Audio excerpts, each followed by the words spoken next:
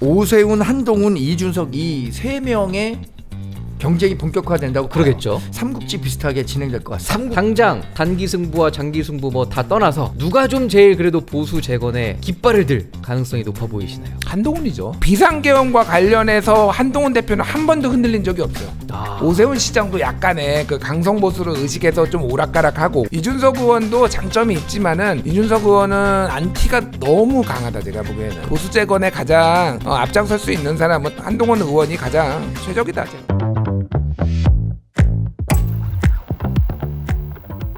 저희가 준비한 두 번째 의제로 바로 넘어가 보겠습니다. 자, 화제의 인물들이죠.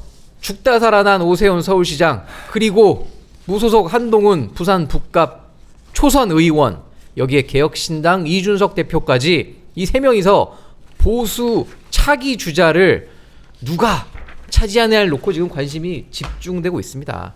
자, 일단 오 시장 진짜 제가 죽다 살아났다는 표현을 쓰긴 했지만 기사회생 했어요. 좀 사실 질 줄 알았거든요. 좀 예상을 좀 하셨어요? 이길 수 있을 거라고. 아니, 제가 그 이번 선거 결과 거의 다 맞췄어요. 네. 예, 그러니까 국민의힘이 대구 경북 경남 가져갈 거라는 것도 언론 그랬죠. 인터뷰에서 얘기하고, 거기도 평택도 유이동 의원 얘기를 굉장히 많이 했고요. 그러니까 원래 원픽이잖아요. 원픽 네. 평택. 농번기 보수부터 얘기하면서 네. 제가 거기 가능성 높다 했고, 북갑도 뭐 제가 격차가 줄어들 거라고 했지만은 네. 뭐 한동훈 후보가 이제 유력하다고 얘기는 했는데, 진짜 못 맞춘 게 딱 서울이에요, 진짜. 아, 서울. 거의 다 맞췄는데, 그래서 제가 그 이제 선거 끝났으니까 네. 그 국민의힘 분들 몇 분 만나면은 여의도 연구원 얘기를 하시더라고. 여의도 네. 연구원에서는 1~2%로 붙었거나 역전한 것도 있다. 그래서 그래요? 그런 얘기를 저한테 하셔가지고, 네. 또 죄송합니다. 또 구라친다. 아, 근데 저도 물어봤는데 그거 약간 그러니까. 그때 말이 달라지던데. 그 얘기를 해서 네. 제가 그랬는데, 일단 네. 제가 정중하게 사과드리겠습니다. 안 믿어서 미안해. 아니 근데 정 의원님, 저는 좀 특이했던 게, 예를 들면 저희 그 출구조사에 보면 그래도 세대별 득표율이 좀 나오잖아요. 네네. 본투표는 비밀 투표가 안 나오지만 이 서울에서 2030 여성들이 어마어마하게 많이 찍었어요. 이거 내가 원인이 아까 뭐라고 그 보세요? 얘기했다고 해서 그거 저 네. 이준석 후보, 이준석 의원 지지자가 보면 아니 뭐 어쨌든 뭐 분석을 하신 거니까. 어쨌든 그 우리 저 김준일 평론가도 네. 비슷하게 맞췄지만, 저도 사실 이번 성적표가 나쁘지 않습니다.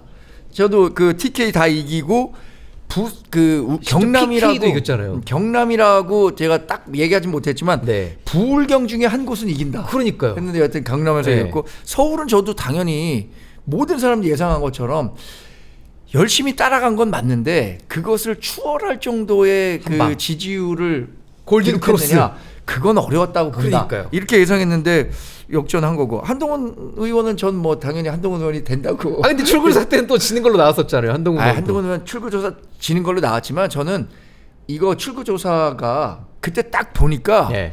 저 연구 많이 했어요. 그래요? 2024년 출구조사를 보니까 네네. 전재수 의원은 출구조사보다 1.9%포인트 낮았고, 오. 서병수 후보는 출구조사보다 2%포인트를 높게 받았더라고요. 원래 출구조사 잘 틀린 지역이었군요. 거기가. 아니 근데 그 정도 틀린 거는 뭐 사실 오차범위 저는 있다 보는데, 네. 그것만 놓고 봤을 때 제가 그때 그 우리 친한계 커뮤니티 우리 뭐 저 카톡방 있나요? 단톡방에 네.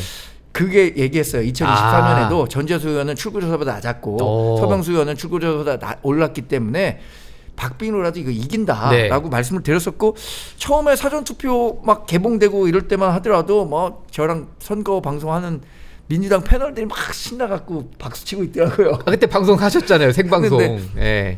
침울했는데 현장 얘기를 들어보니까 네. 이제 본투표가 까집니다.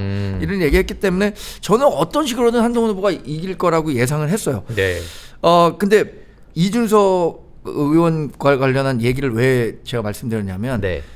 과거에도 2030 남성들이 국민의힘 후보에 몰표를 주는 것은 대선 확인된 때부터 일이었는데, 있었죠. 네. 2030 여성은 반대로 민주당 후보의 선거를 많이 몰아줬단 말이에요. 그랬죠. 이른바 이거는 세대별 투표 성향이 아니라 젠더별 투표 성향을 보였었어요. 성별 투표. 2030 남성은 국민의힘, 2030 여성은 민주당. 네. 근데 이런 얘기들이 막 나올 때, 이거 제 얘기 아닙니다. 진짜 벌써 드린 그러니까요. 거예요. 예. 인터넷 커뮤니티에 2030 여성들이 국민의힘에 표를 많이 준 것은 젠더 갈등의 중심에 있었던 이준석 의원이 국민의힘에 없기 때문에 2030 여성들이 마음의 문을 열었었던 거 아니냐라고 분석하는 글이 있었다. 그런 그 얘기를 한 글이, 거지. 네, 그런 글이 제가 있었다. 거기에 완전 100% 동의했다는 건 아닙니다. 아우 굉장히 지금 방어적으로 우리 시청자분들 혹시 2030 여성분들 있으면 동의하시는지 댓글 한번 남겨주시고 지금 오 시장 어쨌든 단숨에 차기 대권 주자로 급부상을 했어요. 근데 본인은 어쨌든 뭐 아직은 생각 안 하고 있다 이렇게 좀 속도 조절을 하고 있는데 당 문제 특히 이제 장동혁 대표 이후에 전당대회를 치를 당시에 이제 뭔가 그 상황들이 벌어질 텐데 오 시장이 여기에 개입할 수 있을 방법이 있을까요? 뭐 전당대회에 어떻게 좀 영향을 미칠 거라고 보세요? 저는 이제 오세훈 시장이 네. 당 문제에 적극적으로 목소리를 낼 거라고 봐요. 네. 그러니까 이번이 사실은 그거의 전초전 같은 거였는데 장동혁 대표하고 선을 그었잖아요. 그랬죠. 뭔가 이제 자기의 정치적 입장을 명확하게 하고 그게 선거에도 좋은 결과를 냈으면은 네. 그러니까 뭐 누구를 뭐 지지할 수도 있고 아니면은 이 부분에 있어서는 어떤 노선에 있어서는 이건 문제가 있다라고 적극적으로 어차피 이제 눈치 볼 게 없어요. 그랬죠. 오세훈 시장은 이제는 더 이상 뭐 공천을 받을 수 있네 없네 뭐 이런 거 눈치 볼 거 없잖아요. 이제 그냥 4년 있으면은 정확하게 지방선거하고 대선하고 딱 맞물려요. 그러니까요. 그냥 딱 나오면 되는 거예요. 그래서 눈치 볼 게 없고 또 하나가 오세훈 시장이 좀 목소리를 내야 되는 게 사실 오세훈 개라고 할 만한 사람이 그렇게 많지가 않아요. 원내. 김재섭 의원 말고는 생각이 안 나네요. 예, 지금 그러니까 이게 앞으로 이제 만약에 네. 대선 후보 이 경선을 치르면은 의원들을 얼마나 자기 사람으로 만드느냐가 그 지역의 또 조직들이 또 이렇게 따라올 거 아니에요. 네. 특히 수도권을 제외한 비수도권에서는 오세훈 개라고 할 만한 사람이 거의 없다라고 보면 되잖아요. 아, 비수도권은 아예 없네요. 아예 없어요. 네. 그렇기 때문에 오히려 당내 문제에 굉장히 깊게 개입도 하고 보폭을 넓히면서 지금 이제 자기 사람으로 만들어야 된다. 그러니까 뭐 이게 재밌게 된 게 이준석 대표는 외곽에 있고 지금 그렇죠. 그래서 합당을 할지 안 할지 모르고 네. 한동훈 대표도 외곽에 있는데 언젠간 들어오겠죠. 그렇죠. 한동훈 대표는 친한계라는 단단한 힘이 있지만 또 확장성의 문제가 있고 그렇죠. 지금 현재로서는 네. 뭐 안티가 많다 소위 많이 듣다 의원들의 그러면은 오세훈 시장은 이제 머리가 많이 굴려야 되는 거죠. 근데 이 상황에서 왜냐하면 과거 주류들이 대선 후보를 낼 만한 그 깜냥이 되는 사람이 없어 솔직히 얘기하면 그렇죠. 외부에서 또 이제 윤석열 같은 사람 데려와야 되는데 네. 그게 쉽지 않으면은 그런 부분들을 이제 치고 들어가서 이게 굉장히 지금은 다들 이제 화기애애하고 웃고 있고 이준석 그 한동훈도 둘이 끌어안았어요. 저기 국회에서 본회의장에서 인사할 때 호응하고 막 그래서 지금은 좋지만은 속으로 뭐 칼 갈고 있나 보죠 지금. 조금만 시간이 지나면은 이제 각자의 그 계산에 따라서 굉장히 또 갈등이 생길 거다. 예. 자 지금 뭐 두 번째 우리 아까 우리가 언급한 대권 주자로 갑자기 급부상한 한동훈 의원 지난 5일에 국회를 등원했는데 인파가 이례적으로 많이 몰렸습니다. 그 장면 보고 오시죠. 보수를 재건하고 권력의 폭주를 막으라는 시민의 강력한 바람을 성실한 의정 활동으로 실천하겠습니다. 다른 말씀 없으시죠? 감사합니다.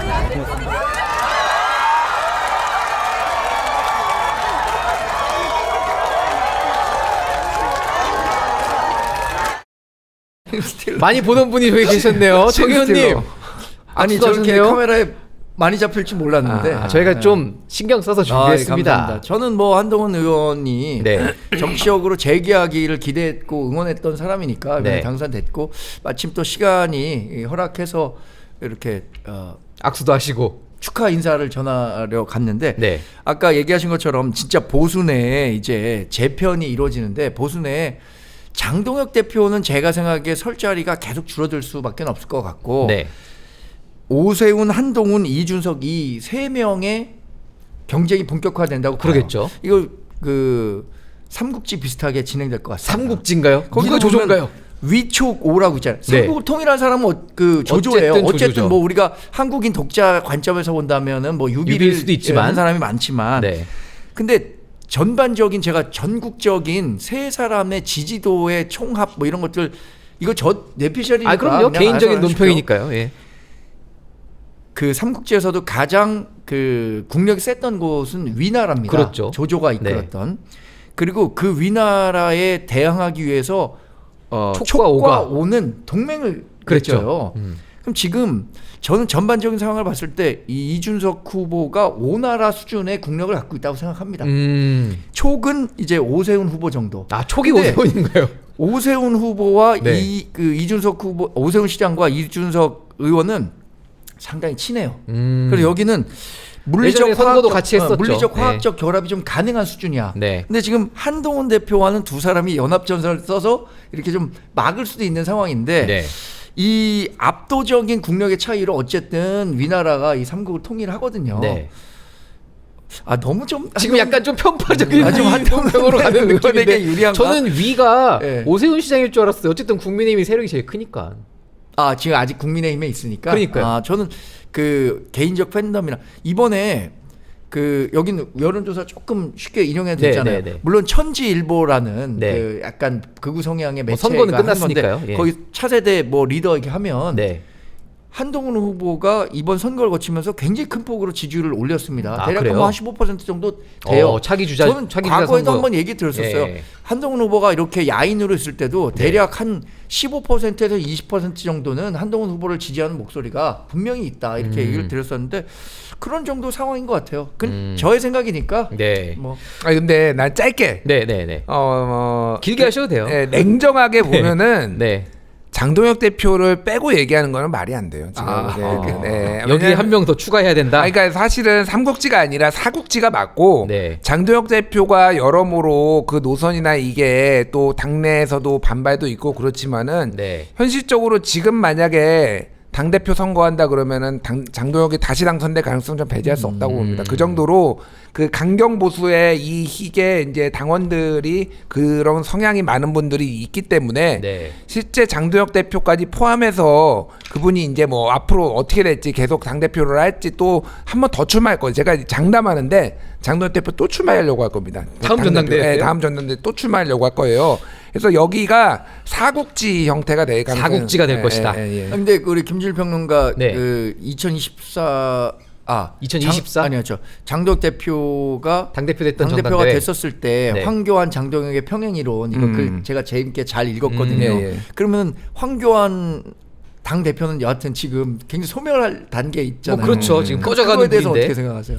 그러니까 뉴 노멀이라고 생각을 해요. 그러니까 노멀. 그러니까 예전에 홍준표 자유한국당 대표가 지방선거 지자마자 사표 던졌거든요. 아, 그랬죠. 맞아요. 예, 황교안 2018년대. 황교안 2020년 예. 총선에서 지자마자 던졌어요. 그랬죠. 심지어 2016년에 김무성 대표는 한석 차로 졌어요. 아, 민주당하고 맞아요. 그랬죠. 새누리당하고 한석 차인데 맞아요. 한석 차로 진 거를 가지고 당 대표를 던졌어요. 그랬죠. 장동혁은 지금 안 던지면 이거는 문제가 있는 거예요. 솔직히 얘기하면은. 그런데 안 던지잖아요. 네. 이게 뉴 노멀이라는 거예요. 그러니까 제가 여기까지 그 전에 평행이론을 얘기했던 거는 거의 비슷했어요. 네. 근데 마지막은 이제 버티기로 들어갔다 이게. 그래서 그 부분은 이제 달라지는 거죠. 그래서 저는 이 당 그러니까 그 장동혁 대표 지금 거취를 놓고 당내 중진들 얘기를 좀 이렇게 분위기를 보면은 장동혁 끌어내리고 싶어요. 지금 뭐 이겼는데 진 것 같은 민주당 그리고 졌는데 이긴 것 같은 국민의힘 이러고 있잖아요. 아니, 그러니까 장동혁 대표를 꼭 한동훈계나 여기서만 소장파만 끌어내리는 게 아니라 전반적으로 책임론을 물어서 끌어내리고 지금 한동훈도 밖에 있고 이러니까 내가 당권을 먹을 수 있다라고 생각하시는 분들이 꽤 있단 말이에요. 중진 그게 의원들 제가, 중에. 예, 중진 의원들 중에 지금 그런 상황이라서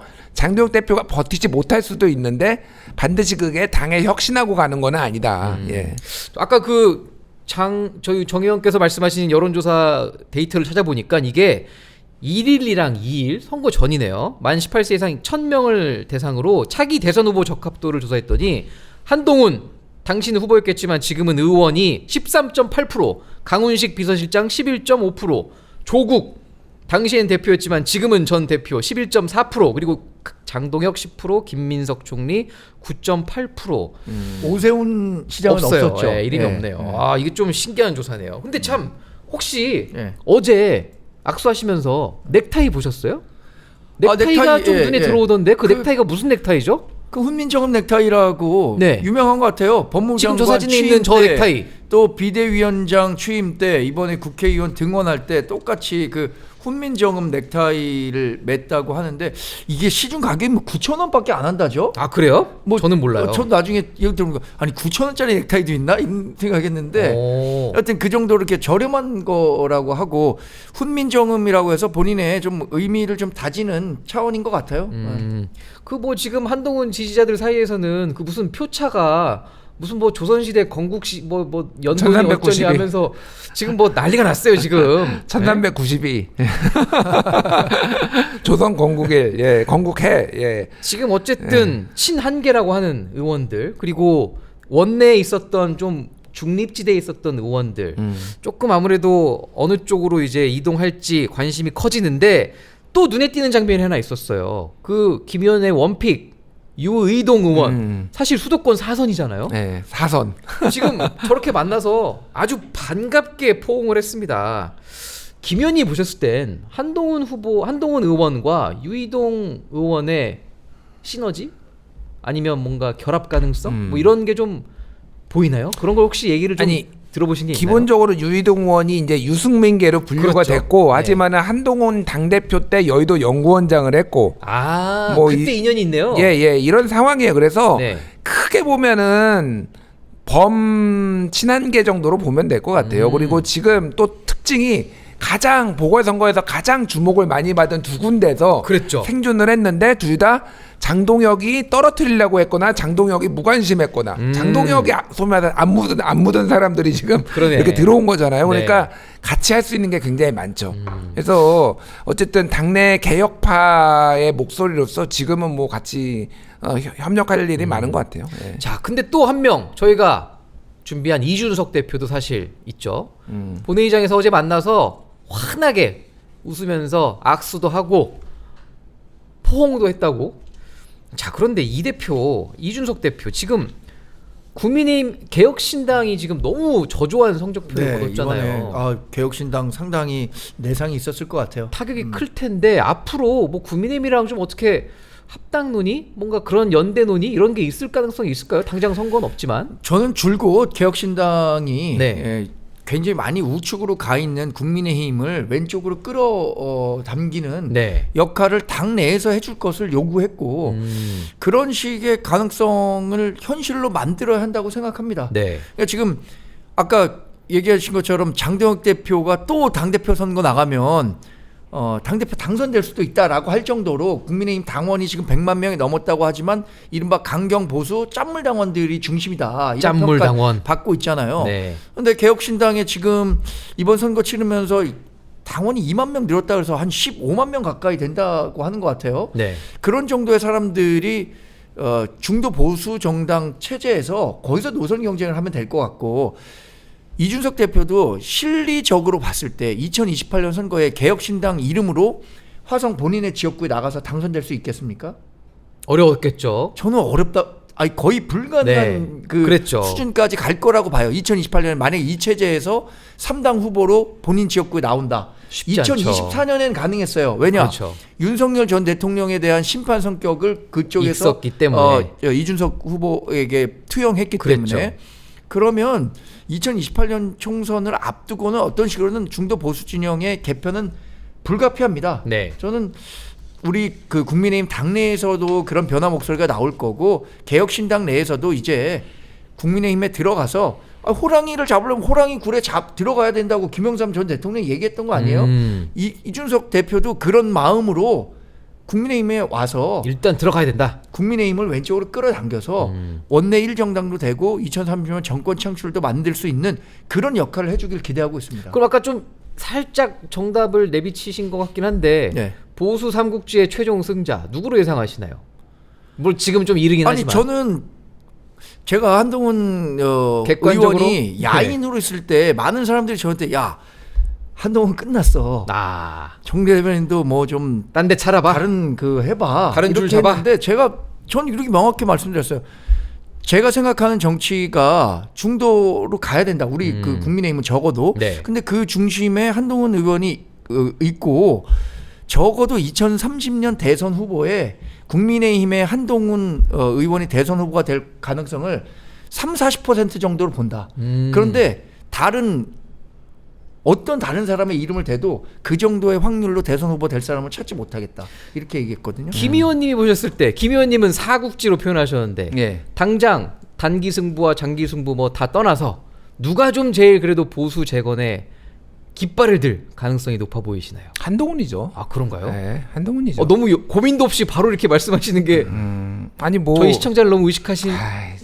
제가 그런 스타일 아닌 거 아시잖아요. 이 슈퍼챗 들어온 것 같은데. 그게 아니라 제가 지난주에 네.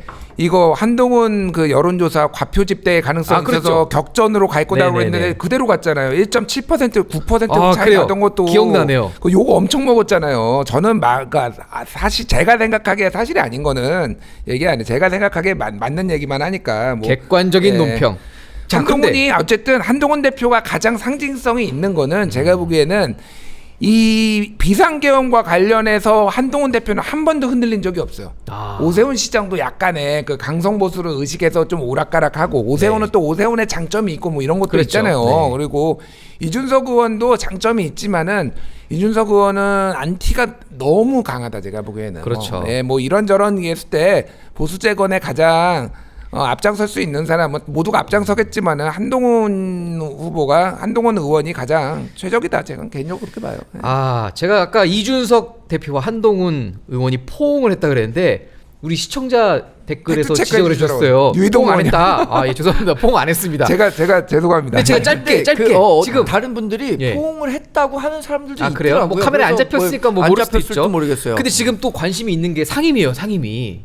한동훈 의원이 지금 희망하는 상임위 혹시 취재하신 거 있으신가요? 보도가 나왔어요. 그래요? 어딘가요? 정무위, 산자위 하나가 어디지? 기재위? 기재위. 요 가능성이 좀 세 개. 어디가 좀 높아 보이시나요? 그러니까 이거는 무소속 후보는 네. 그냥 국회의장한테 달렸다고 보면 돼요. 이게 하반기 국회의장인데 민주당인데. 조정식 뭐 계속 민주당이죠 지금. 그렇죠. 뭐 어쨌든. 3번 연속 지금 민주당이 총선에서 이겼기 때문에 계속 네. 민주당이 하고 있고, 그러니까 이게 만약에 저거면은 양당이면은 각자 또 이제 희망을 받아가지고 네. 원내대표가 또 조율을 해가지고 그리고 올려주면 되는데 이거는 사실 진짜 국회의장이 배려를 해줘야 되거든요. 그렇죠. 지난번에 개혁신당 같은 경우에도 네. 사실은 우원식 국회의장이 개혁신당을 엄청 배려해줬어요. 그래가지고 정무위로 천하람 정무위로 보내줬어요. 네, 그게 네, 보통 있는 일이 아니거든. 운영위도 같이 보내주고 네. 소수 정당 그렇게 안 해줘요. 그러니까 그 한동훈 대표는 네. 한동훈 의원은 조정식 의장한테 일단 잘 보여라. 인사 한번 하러 가야겠네요. 싸우려고 하지 말고 잘 보이고 그렇게 해서 본인이 원하는 대로 얻을 수 있을 것 같아요. 정 의원님 근데 사실 네. 이 보도가 한동훈 핵심 관계자발로 나온 기사인데 어떻게 보면은 우리 등원하시면서 가장 먼저 악수하신 핵심 관계자가 옆에 계신데 저는 상임위 그렇지 어디 원하신다는 얘기 뭐 하신 거 없나요? 한 의원께서? 근데 처음에는 뭐 법사위 가서 그런 얘기도 공소시효 있었나요? 박살 내겠다 이렇게 얘기를 선거 운동 기간 중에 했는데 네. 모르겠어요. 뭐 한동훈 의원을 아끼는 다른 사람들이 지금 법사위 가는 게 좋겠느냐라고 뭐 걱정하시는 분들도 좀 있었던 것 같아요. 네. 법사위가 지금 정말 좀 난장판이잖아요. 뭐 쉽지 않죠. 그리고 거기 네. 뭐 이른바 최혁진 의원 이런 분들 후반기엔 바뀌나 최혁진 의원 이런 뭐 분들 바뀔 수도 있죠. 네. 그분도 그런 무소속이니까요. 분들 무소속 네. 같이 활동하면서 이 수준이 거기에 좀 이게 뭐가 묻느니 차라리 뭐 좀 더 다른 좀 특히 경제 뭐 기재위, 정무위 산자위 정무위, 기재위가 예. 경제 문제를 다루는 곳이니까 이런 쪽 좋을 수 있겠죠. 특히 정무위 같은 것은 공정거래도 위원회가 하고 있고, 금감원도 있고. 예. 어떤 그 경제적으로 좀 소외된 사람들에 대해서 네. 여러 정책적인 대안들을 만들 수 있는 상임위원회니까 그런데 괜찮을 것 같아요. 자, 진짜 저희가 뭐 방금 기사 지금 속보가 떴는데 무슨 속보인가요? 이호선 국민의힘 당무감사위원장이 서울시장 선거는 무효라서 원고 모여달라 선거 소청하겠다고 지금. 일단 소송 낸답니까? 서울시장 선거 무효래요. 이겼는데 왜 무효를 주장하는 거예요? 나 진짜 이해가 안 가네. 나 진짜 돌아가시겠다 진짜. 자, 뭐 어쨌든